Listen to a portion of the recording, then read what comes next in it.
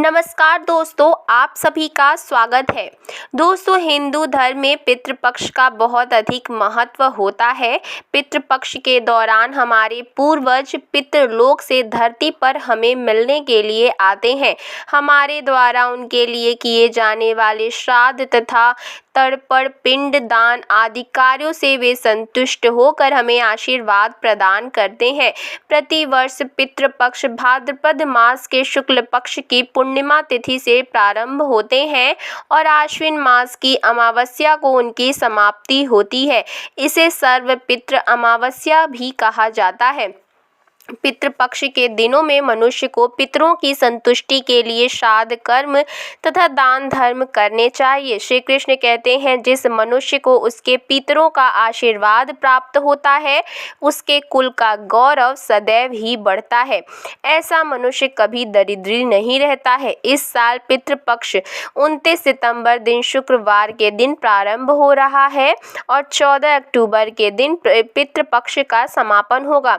पितृपक्ष 16 दिनों तक चलते हैं। इस दौरान मनुष्य को पितरों की संतुष्टि के लिए उपाय अवश्य करने चाहिए। दोस्तों, पितृ मनुष्य के परिवार का सुरक्षा कवच होते हैं। पितृ शक्ति मनुष्यों के हर प्रकार के संकट से रक्षा करती है।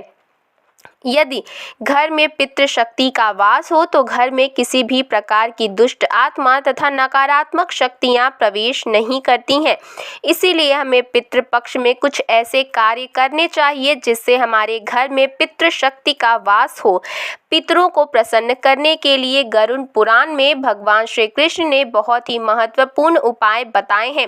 भगवान श्री कृष्ण के अनुसार पितरों की संतुष्टि के लिए सर्वोत्तम उपाय है दान करना, और दान में भी सर्वोत्तम होता है तिल का दान करना।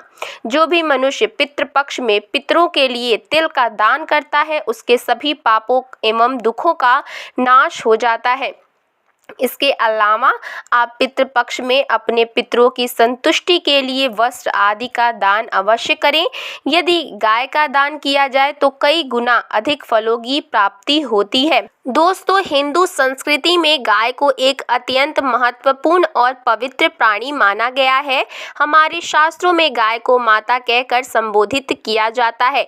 समस्त देवी देवता भी गाय की पूजा करते हैं। समुद्र मंथन से उत्पन्न हुई कामधेनु माता समस्त कामनाओं को पूर्ण करने वाली देवी है। इसीलिए हमें गाय को कामधेनु माता मानकर उनकी पूजा करनी चाहिए। इससे हमारे समस्त मनोकामनाएं पूर्ण होती हैं। ऐसी मान्यता है कि गौ माता के शरीर में सभी देवी देवताओं का वास होता है। हमारे सबसे प्राचीन ग्रंथ ऋग्वेद में भी हमें बताया गया है कि गौ माता को माँ, बहन या बेटी की तरह मानना चाहिए और इस शांत जीव को कभी भी मारना नहीं चाहिए। हिंदू धर्म में गौ माता की हत्या करना महापाप माना गया है। भगवान श्री कृष्ण कहते हैं, कलयुग में मनुष्य केवल दूध के लिए ही गायों का पालन करेगा। दूध से धन कमाने के लिए वह गाय को अत्यंत कष्ट देगा, जिसके परिणाम स्वरूप इस सृष्टि का अंत हो जाएगा। जो मनुष्य कलयुग में भी गाय की निस्वार्थ भाव से सेवा करेगा वो सुख समृद्धि पाएगा। जो स्त्री पहली रोटी गाय के लिए निकालेगी वो सौभाग्यशाली होगी। जो अपने घर में गौ माता से प्राप्त दूध, दही और घी रखेगा वो सभी रोगों से मुक्त होकर ऐश्वर्यशाली बनेगा। हिंदू धर्म में गौ माता की सेवा को सर्वश्रेष्ठ माना गया है और जो भी व्यक्ति प्रतिदिन किसी न किसी तरीके से गौ माता की सेवा करता है वो मृत्यु के पश्चात भगवान श्री कृष्ण की गोलोक धाम में जाता है।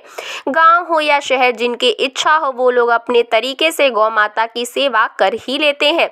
गांव और छोटे शहरों में जगह की कमी ना होने के कारण कई लोग अपने घरों में ही गाय का पालन करते हैं, लेकिन शहरों में ये बिल्कुल भी संभव नहीं है तो लोग गौशाला में जाकर या अपने आसपास की गौ माता को रोटी या चारा खिला देते हैं। गौ माता को माता लक्ष्मी का रूप मानना चाहिए। प्राचीन काल से ही गौ माता की सेवा करने की परंपरा चली आ रही है। आपने पौराणिक कथाओं में भी अवश्य पढ़ा होगा कि ऋषि मुनि अपने आश्रम में गौ माता को पालते थे और उनकी सेवा करना परम कर्तव्य समझते थे। भगवान श्री कृष्ण जी गौ माता को बहुत महत्व देते थे, ये किसी से भी छिपा नहीं है। आज भी हमारे समाज में गौ गौ माता को उतना ही सम्मान प्राप्त है। हिंदू घरों में हमेशा ही पहली रोटी गौ माता के लिए बनाई जाती है और गौ माता को प्रेम से खिलाई जाती है। दोस्तों, आज हम गौ माता के संबंध में बहुत ही महत्वपूर्ण बातें बताने जा रहे हैं। गाय की पूजा कैसे करनी चाहिए, गाय को कौन सी चीज खिलाने से कौन सा फल मिलता है तथा गाय के किस अंग को स्पर्श करने से दरिद्रता दूर होती है आदि के बारे में हमारे शास्त्रों में बहुत ही महत्वपूर्ण ज्ञान दिया गया है। हमारी पूजनीय गाय माता के बारे में आपको ये बातें जरूर जान लेनी चाहिए, इससे आपके सारे कष्टों का अंत होता है। लेकिन दोस्तों, वीडियो में आगे बढ़ने से पहले अगर आप हमारे चैनल पर पहली बार आए हैं तो चैनल को सब्सक्राइब कर लीजिए और बेल आइकन ज़रूर दबाइए, जिससे जब भी मैं वीडियो डालूं सबसे पहले आप देख सकें। सबसे पहली बात, गौ माता बहुत ही शुभ होती है। उनके दर्शन मात्र से ही हमें पुण्य कर्म की प्राप्ति होती है। इसीलिए जिस घर के मुख्य द्वार पर नित्य गौ माता पधारें, ऐसे घर में कभी भी अकाल मृत्यु नहीं होती और ऐसे घर पर कभी भी संकट नहीं आती। दूसरी बात, किसी भी यात्रा के लिए जाते समय अगर हमें गौ माता के दर्शन हो जाएं तो हमें उन्हें नमस्कार करके ही आगे बढ़ना चाहिए, तभी हमारी यात्रा सुखद और सफल होती है। तीसरी बात, ज्योतिष शास्त्र के अनुसार अगर कुंडली में पितृ दोष हो तो अन्य उपाय के साथ साथ गौ माता को प्रतिदिन रोटी और हरी घास खिलाने से लाभ प्राप्त होता है और पितृ दोष से मुक्ति मिलती है। अगर इसी तरह कुंडली में शनि की 7.5 या महादशा हो तो हर शनिवार और अमावस्या को काले रंग की गाय को रोटी खिलाने से शनि दोष से मुक्ति मिलती है। चौथी बात, गौमूत्र अत्यंत उपयोगी, पवित्र और स्वास्थ्य की दृष्टि से अत्यंत हितकारी होता है। आध्यात्मिक दृष्टि से गौमूत्र का बहुत अधिक महत्व है, साथ ही वैज्ञानिक और स्वास्थ्य की दृष्टि से भी इसे लाभकारी माना गया है। गौमूत्र में बहुत से खनिज पदार्थ और स्वास्थ्य वर्धक तत्व होते हैं जो हमारे शरीर की शुद्धि करते हैं और बहुत से रोगों से हमारी रक्षा करते हैं। गौमूत्र का छिड़काव करने से वातावरण में शुद्धता और पवित्रता व्याप्त हो जाती है, इसीलिए घर में प्रतिदिन गौमूत्र छिड़कना चाहिए। आइए अब जान लेते हैं कि हमें गौ माता को कौन सी चीजें खिलानी चाहिए और कौन सी नहीं। पहली बात, अपने द्वार पर आई गौ माता को कभी भी बिना रोटी खिलाई ना जाने दें। गौ माता को रोटी खिलाने से हमें बहुत पुण्य मिलता है। दूसरी बात, गौ माता को कभी भी बासी और सड़ा गला खाना या फिर बासी या सड़ी गली रोटी भूल से भी नहीं खिलानी चाहिए। जो भी व्यक्ति गौ माता को बासी या सड़ी गली रोटी खिलाता है, ऐसे व्यक्ति से माँ लक्ष्मी के साथ साथ अन्य देवी देवता भी क्रोधित हो जाते हैं। भूख लगने पर मजबूरी में गौ माता उस अन्न का सेवन कर लेती है, लेकिन इसका पाप हमें लगता है। गौ माता एक शुद्ध और पवित्र और दिव्य प्राणी है। इन्हें कभी भी जूठा, सड़ा गला खाना और बासी चीजें नहीं खिलानी चाहिए। तीसरी बात, गौ माता एक शाकाहारी पशु है। गौ माता में समस्त देवी देवताओं का वास है, इसीलिए कभी गौ माता को जबरदस्ती मांसाहार, अंडे इत्यादि जैसी चीजें खिलाने की कोशिश नहीं करनी चाहिए। ऐसा करने से हमें महापाप लगता है।